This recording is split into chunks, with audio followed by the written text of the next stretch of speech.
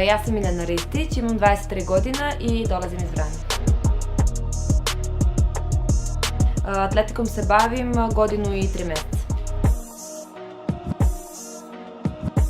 Pored trčanja studiram, trenutno sam 4. godina na psihologiji. U Makedoniji da se bude žena sportist jeste predznak veliki, zato što dosta više se ulaže napor, dosta više rada protivno muškarcima, ali uz dosta rada i truda mislim da može svaka žena uspjeti.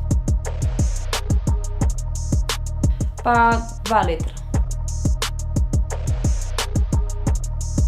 Da se pronađu neki sport koji njima prija, koji njima odgovara, pre svega zbog zdravlja da se bave sportom, a posle i zbog druženja i svega ostalog što nosi.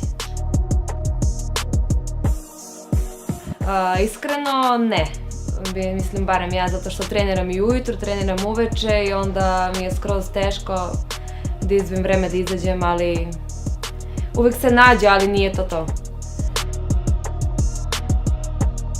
Energija. Pelisarka je meni pre svega potrebna pre treninga, posle treninga, u toku treninga, tako da to je izvor energije i hidratacije. Psiholog. No limit.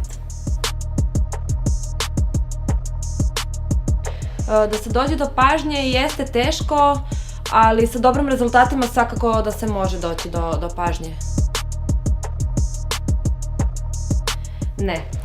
Da bi uspeo u nečemu treba vam dosta dricanja, treba volja, upornost, ali definitivno nije lako.